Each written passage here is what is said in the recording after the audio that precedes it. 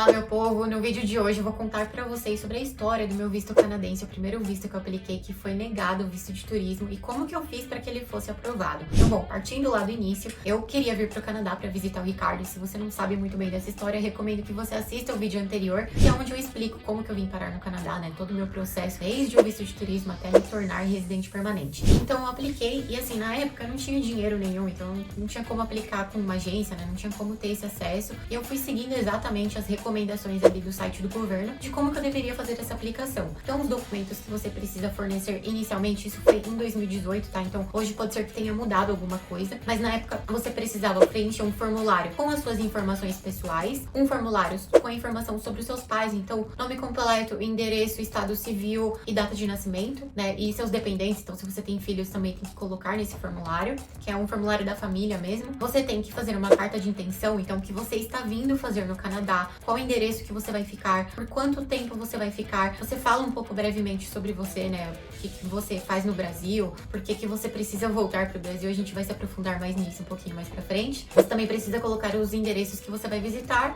seu extrato bancário. Na época, era obrigatório fazer o exame médico, então você já tinha que fazer antes. Eu não sei como tá isso agora, se você faz antes ou faz depois de aplicar pro visto, mas tem que fazer esse exame médico num lugar que é conveniado com o governo canadense, então tem que ser nesse lugar específico e pagar as taxas necessárias. Então, bom, foi isso lá, fiz tudo o que precisava, apliquei pro meu visto. Dias depois, recebo a negativa do visto. Eu fiquei muito chateada, óbvio, né, porque eu queria muito vir visitar o Ricardo e eu, como eu falei, eu não tinha dinheiro na época, então eu gastei muito pra conseguir aplicar pra esse visto, né, com exames, com a aplicação em si, né, porque é em dólar que você paga. Então eu fiquei muito frustrada e eu não sabia o que eu ia fazer. Foi bem triste mesmo. Mas enfim, sou brasileira, não desisto nunca. E aí eu falei, bom, vou tentar aplicar de novo. E aí fui no Google, pesquisei pra caramba, fiquei alguns dias pesquisando sobre pessoas que aplicaram pro visto de turismo e tiveram esse visto negado. Na época eu encontrei pouquíssimas informações, eu encontrei muito mais informações sobre o visto americano, né, para os Estados Unidos, e aí eu fui me baseando nessas informações. Quando o governo canadense me notificou, né, que minha aplicação tinha sido negada, veio uma justificativa na carta que eles enviaram, que era por falta de informações. O que isso significa? Eu, brasileira, solteira, sem muito dinheiro na conta, porque enviei meu extrato com o que tinha, e na época eu devia ter uns 3 mil reais na conta. O que eu ia fazer com 3 mil reais aqui no Canadá? Nada, né? Isso porque o dólar tava mais baixo na época. Bom, então morava sozinha, dividia apartamento com algumas amigas, não tinha nenhum contrato de trabalho, né? Era personal na academia, personal trainer com os meus alunos, e eu era coordenadora na academia, mas eu não tinha nenhum contrato que comprovasse isso. Eu não tinha registro em carteira e coloquei na minha carta de intenção que eu estaria vindo visitar o meu namorado. Ou seja, pro governo canadense fica muito claro de que essa pessoinha que possivelmente viria pro Canadá e não voltaria mais pro Brasil. Então, ficou faltando informações que comprovassem o meu retorno pro Brasil. Então, fui lá e falei, não, vou aplicar agora de novo. Consegui reunir o máximo de informações que eu pude. Eu vou citar aqui pra vocês quais foram. Então, a primeira delas foi que os formulários de família, o meu formulário pessoal eu mantive, não mudei nada. Mas, primeira informação, eu fiz contrato com a academia que eu trabalhava. Então, cheguei no meu chefe e falei, ó, meu visto foi negado, eu preciso de um contrato pra comprovar que eu tenho que voltar pro Brasil, né? E aí a gente fez o contrato lá, e nesse contrato a gente colocou que eu teria um período de férias, que era o período que eu viria pro Canadá, mas na época eu já nem trabalharia mais na academia, mas meu chefe foi super parceiro, assim, me ajudou pra caramba. Então a gente fez esse contrato de que eu havia sido estagiária já lá naquela academia, enviei os contratos de estágio junto. Nessa época eu tinha que fazer o contrato de estágio pela faculdade mesmo, né? Então já tinha esses contratos, mas fiz esse novo com ele, coloquei meu salário, quanto que eu ganhava, né? Como que funcionava tudo, que eu tinha sido promovida lá nessa academia, né? De fato eu tinha sido. E ele assinou, carimbou, a gente usou esse documento. Peguei os meus alunos de personal, falei, ó, o seguinte, né? A gente não tinha contrato, se você é personal trainer, eu recomendo que você faça contrato com seus alunos, mas na época eu não usava. Falei, preciso muito da ajuda de vocês, e eles também foram muito parceiros, me ajudaram pra caramba. E aí eu fui alterando as datas, né? Então coloquei, fiz o mesmo contrato pra todo mundo, mas coloquei pra alguns que eles tinham iniciado, sei lá, 6 meses antes e o contrato valia por 1 ano, outros que iniciaram 1 mês atrás e eles ficariam por mais 6 meses comigo. Eu fui fazendo isso, devia ter mais ou menos uns 6 contratos de alunos, né, que já foi suficiente. Também peguei o contrato do aluguel do apartamento que eu morava, então a gente já morava lá há mais de 1 ano e já tinha renovado esse contrato por mais 1 ano e ele venceria só no final do outro ano, então eu já teria que estar de volta pro Brasil. Usei esse contrato também de aluguel pra mandar junto e tive a sorte de um amigo muito bacana que me ajudou muito nisso. E eu contei pra ele o que tinha acontecido e ele me transferiu, é uma quantia bem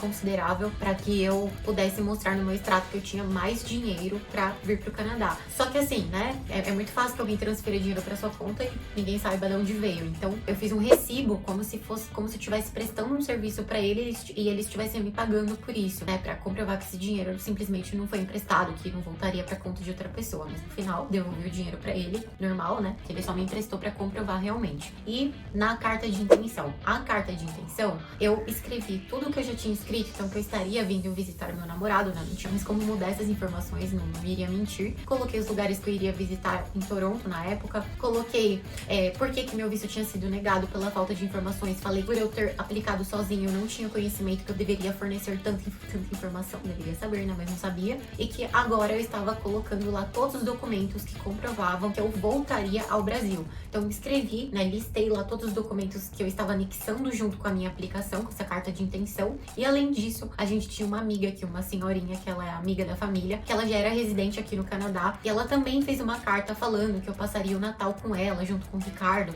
e com a família dela, onde eu ficaria, né? Então era mais uma prova, né? Mais alguém ali se comprometendo para não fornecer informações falsas ao governo e de que eu realmente viria pro Canadá e depois retornaria ao Brasil. Bom, fiz tudo isso, fiz a minha aplicação, mandei novamente. Eles deram um prazo, né? O governo canadense fornece um prazo ali que varia muito de acordo com a época, então por conta da pandemia mudou isso bastante, mas então agora eu não sei como que tá, né? Falando atualmente, eu também não lembro na época qual era o prazo, se eu não me engano é 48 a 60 dias, alguma coisa assim. E agora vem a história mais louca da minha vida, que não fazia parte do vídeo, mas eu acho interessante contar.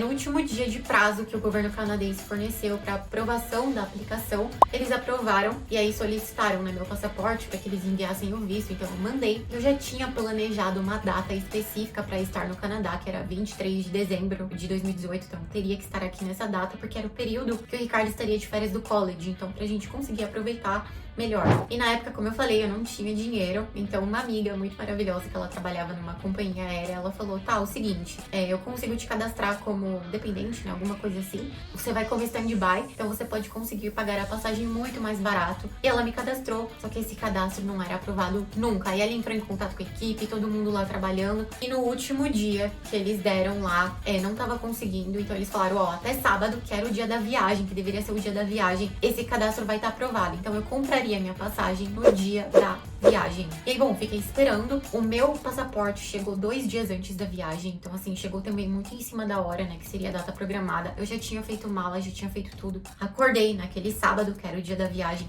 entrei lá no site da companhia aérea e meu cadastro tinha sido aprovado finalmente. Só que na hora que eu fui comprar a passagem, vem a outra frustração. Para que eu comprasse a passagem vindo pro Canadá com voo direto pelo Air Canada, porque eu não tinha visto de outros países, né, para fazer uma escala nos Estados Unidos, por exemplo, eu teria que ter um visto pelo menos de conexão, e não daria mais tempo de fazer isso. Eu teria que ser da família dela e não só uma simples dependente, né, uma amiga, uma conhecida, enfim. Então eu não poderia comprar essa passagem com voo direto pro Canadá. Falei, ferrou. Liguei pro Ricardo, falei, meu, já era, não vai ter como eu ir, porque não consegui comprar passagem, né, não tem que fazer, não tem como sair pra outro país, por mais que você tenha visto sem passagem. Eu não tinha dinheiro, né, de novo, só pra lembrar, assim, pra reforçar. Entrei no site ali na internet, fui pesquisar valor de passagem, custava um pouco mais de 5 mil reais naquele dia, pra viajar naquele dia. Falei pro Ricardo, e agora o que a gente faz? Ele falou, meu, vamos comprar essa passagem de 5 mil mesmo, a gente parcela em trocentas vezes, e aí você vem. E aí, meu povo, que dia mais louco. Meu visto tinha sido aprovado em cima da hora, o passaporte chegou 2 dias antes, eu comprei a passagem no dia. Naquele mesmo dia, 11 horas da noite, eu estava sentadinha no avião.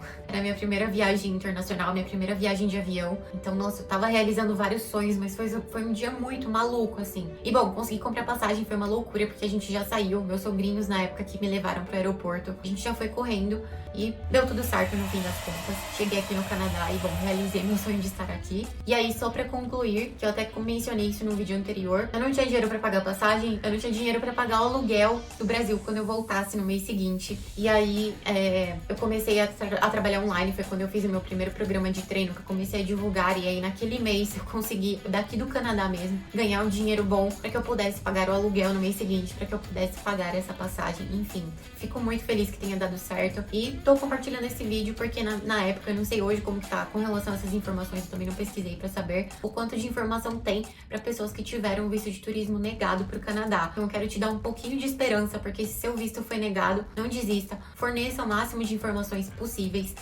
pra você aplicar de novo, tenta aplicar, tá bom? E espero que você consiga, que você tenha sorte nisso. Espero que esse vídeo tenha te ajudado de alguma maneira. Bom, é isso. Se você tiver alguma dúvida dúvida, deixe aqui nos comentários que eu vou responder com o maior prazer. E não se esqueça de deixar o seu like, de compartilhar o vídeo, se você souber de alguém que tenha tido visto negado também. E se inscreve aqui no canal, que eu vou ficar muito feliz.